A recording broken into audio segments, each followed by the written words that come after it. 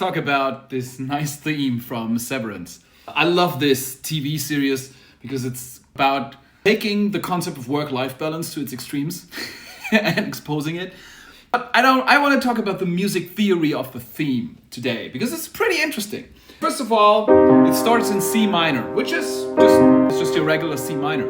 But then it immediately moves outside the key. It's totally chromatic. It's the key that is very far away from C minor, which is then a G flat major over the C, which is like it's a tritone. It's really dissonant. And then it moves back to a F major chord over C. This is more familiar, more in the game again.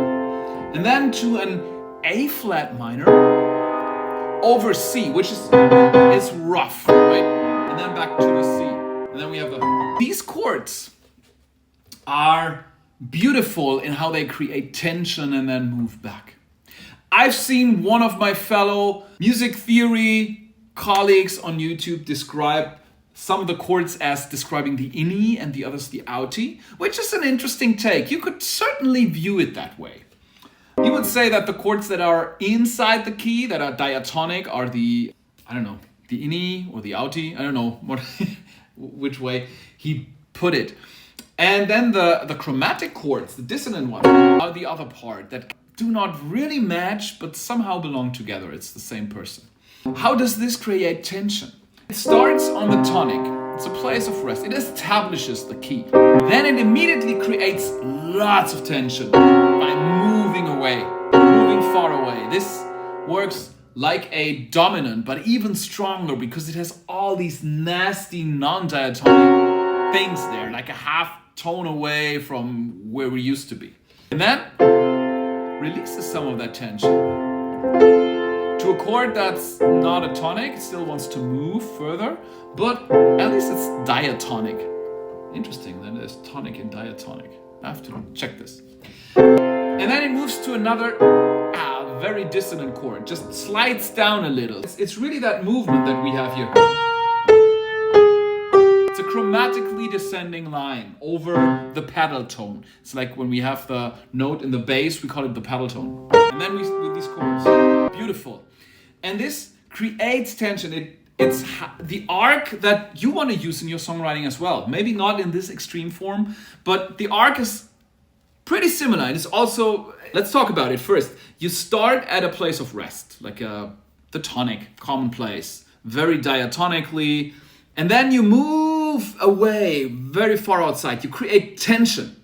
This happens in Hollywood movies, in good stories. This happens in good songs. You create tension immediately. You rip the person out of their ordinary world, send them on an adventure. And now you have to release that tension. You have to fight to get back. And then right before you seem to resolve the story, there is the moment of maximum tension then. Like we have here, arguably, I don't know, this maximum tension, it's just as tense. These two are just as tense. It doesn't immediately resolve the tension. There are other songs that slowly build tension to a release. But usually in music, and in stories, we try to grab attention. We try to create a big mystery and some tension and a problem fairly early on in the song or in the story or in the movie. And then we resolve some of that tension, but create a new mystery. And resolve some of the tension, create a new mystery.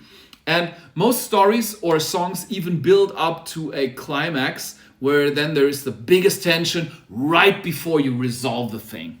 Usually in a pop song, in a chorus, you would resolve it.